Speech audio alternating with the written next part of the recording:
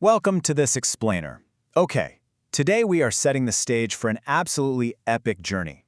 We're going to trace human development all the way from our earliest ancestors migrating across the globe right up to the dawn of complex, highly structured societies. To kick things off, I want you to think about this for a second.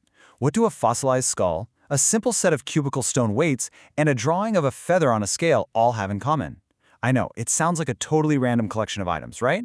Well, these seemingly unrelated objects are actually the fundamental clues we use to decode our shared beginnings. By the end of our time together, you're going to see exactly how each of these pieces fits perfectly into the massive puzzle of human history. Here's our roadmap for today. We've got 5 main pillars to cover. First, the grand historical roadmap. Second, evolution and the farming leap. Third, the power of rivers. Fourth, society, trade, and life. And finally, writing, law, and beliefs. Let's get right into it. Okay, let's dive right into Section 1, the Grand Historical Roadmap. This right here is our ultimate historical roadmap. Think of it like a massive bird's-eye view of human progress. At the very center, we start with early humans. Our earliest ancestors evolved in Africa and eventually developed into Homo sapiens, slowly migrating to different corners of the globe. From there, we transition into the Stone Age. Now, this establishes our baseline. We've got the Paleolithic era, which was all about hunting and gathering, then the Mesolithic era with its smaller tools, and finally, the Neolithic era. And that brings us to a massive turning point, the Neolithic Revolution.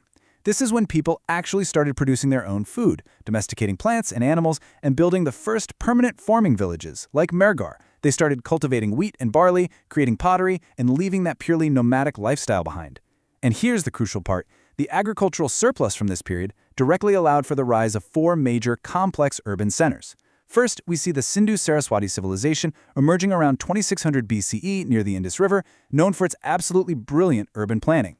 Moving along chronologically and geographically, we have the Mesopotamian civilization situated between the Tigris and Euphrates rivers, famous for towering ziggurats and cuneiform writing. Down from there, the Egyptian civilization blooming along the banks of the Nile, ruled by powerful pharaohs, and finally, the Chinese civilization developing along the Huanghe River, a society deeply rooted in hierarchy and ancestor worship. It's honestly amazing how this beautifully maps out thousands of years of human progress. So, just to solidify that early timeline, we can break down the Stone Age into 3 really distinct parts. First up is the Paleolithic Age, where survival was entirely dependent on hunting and gathering. Then comes the Mesolithic Age. This was a fascinating transition period, marked by the use of small stone tools called microliths. And finally, the Neolithic Age, which is entirely defined by farming and permanent villages. Getting a grip on this timeline is essential because it establishes the baseline for how human societies functioned and evolved long before anyone ever thought to invent writing. Moving on to Section 2, Evolution and the Farming Leap. Take a look at these fossilized skulls, going from Homo habilis to Homo erectus, then Homo neanderthalensis, and finally to modern Homo sapiens. You can see a really distinct gradual evolution. The brain capacity gets significantly larger over time, the forehead becomes higher, the jaw shrinks, and the face gets much flatter over millions of years. And you might be wondering, why do these early humans eventually pack up and leave Africa, carrying these evolutionary changes across the globe? Well, simply put, it was about survival.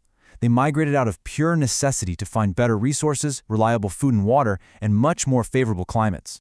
Now, what's really interesting here is the stark contrast when we shift into the Neolithic Age. We're literally going from living in caves and hunting wild animals to building permanent mud or stone houses and domesticating animals. The shift to farming wasn't just some minor lifestyle tweak. Historians call it a true revolution. Why? Because for the very first time, it created surplus food.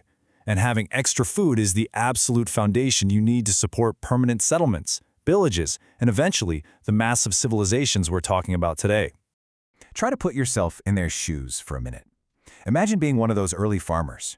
Sure, farming finally provided a regular, reliable supply of food compared to the endless unpredictability of hunting, but it brought a whole new set of complex challenges. You had to physically plow the fields and sow the seeds, but you were also constantly on guard, battling pests, sudden floods, and devastating droughts. You were totally dependent on a good harvest just to keep your family alive. So it was basically a massive trade-off. They traded mobility for stability. They traded the intense physical stress of the hunt for the mental stress of constantly worrying about the weather. Which brings us to Section 3, the power of rivers. Settling near rivers was an absolute game changer, but it was definitely a double-edged sword. On the plus side, rivers provided incredibly fertile soil for those vital crops. endless drinking water, and brilliant natural highways for transportation and trade. But you have to look at the downsides too. Massive floods could literally wipe out entire settlements overnight. The waterlogged areas drastically increased the spread of nasty diseases, and because those rivers acted as natural highways, settlements were sitting ducks, highly vulnerable to attacks from outsiders using those exact same river routes. All right, Section 4, Society, Trade, and Life. Remember those stone weights I mentioned at the very beginning? Well, here's where they fit into the puzzle. The Harappans of the Sindhu-Sarasvati civilization actually used a standardized system of cubical stone weights that followed a strict binary multiple, 1, 2, 4, 8, 16, and so on. This wasn't just them being neat with math. This level of standardization was absolutely vital. Without it, their meticulously planned long-distance trade networks would have completely collapsed into chaos, disagreements, and unfair practices. These simple weights are literal proof of a highly organized, heavily regulated economy. And, trade wasn't always about massive, grand resources. It was about everyday goods, too. When we think of ancient Egypt, our minds usually go straight to gold and the crazy luxury of the pharaohs.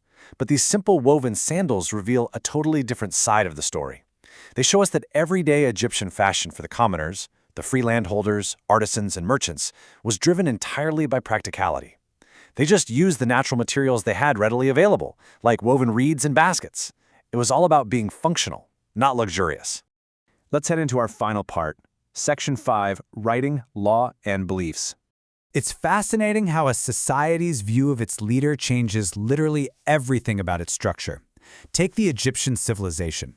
The pharaohs sat at the very top of the social hierarchy and was considered a divine ruler, like a literal god on earth. This belief brought immense, unquestioned stability to their society. But if you look over at the Mesopotamian civilization, they also had kings at the top, but they were viewed simply as powerful humans. They were very rarely seen as gods. Because of this, their rule was often a lot less secure. They constantly had to deal with frequent wars and unpredictable natural disasters that challenged their authority. And to manage these massive growing populations, you desperately needed rules. Enter the Code of Hammurabi from Mesopotamia. This is one of the earliest written law codes we know of, and it was absolutely essential for maintaining civil law and order across the entire Babylonian Empire. But when we step back and analyze it objectively, it was inherently unequal. The text clearly shows that punishments varied drastically based on a person's social status. Wealthy citizens often got off with much lighter punishments, while poor folks and slaves faced brutal, harsh penalties. So it definitely established order, but it absolutely did not establish equal justice. Now, let's circle back to our opening question, the feather on a scale. This image completely unlocks the ancient Egyptian belief system. The scale depicts a human heart on one side and a feather on the other. For them, the heart represented all of a person's life actions, their thoughts, and their true character. The feather, on the other hand, symbolized absolute truth and justice. The Egyptians firmly believed that after death, if your heart was pure and weighed less than the feather of truth, only then were you deemed worthy of entering the afterlife. It acted as an incredibly powerful moral compass, guiding their daily behavior. And this brilliantly illustrates how recording these deep beliefs and complex laws required incredible innovation, specifically early writing. Take the Chinese logographic script, for example. Unlike our modern alphabet, which just represents sounds, logographic characters represent entire words or concepts. So the character for Shan is shaped exactly like 3 mountain peaks. The character for Mu looks exactly like a tree with a trunk and branches. Early writing literally mimicked the physical world around them, very much in the same way the Great Wall physically symbolized the strength and unity of the Chinese Empire itself. We have covered an amazing amount of ground in this explainer today. Everything from basic stone tools to highly complex written laws. But I want to leave you with a thought. We just looked at Chinese and Egyptian writing, scripts that we've managed to read and understand. But the Harappan script from the Sindhu-Sarasvati civilization, that remains completely undeciphered to this day. Imagine if scientists cracked that code tomorrow. What lost secrets of human history might we suddenly uncover? Would we learn the names of their forgotten rulers, uncover their religious beliefs, or finally understand the intimate details of their daily lives that have been locked away in those ancient seals for millennia? It just goes to show, the deeper we dig into our past, the more mysteries we find waiting to be solved. Thanks so much for joining me, and keep questioning the history around you.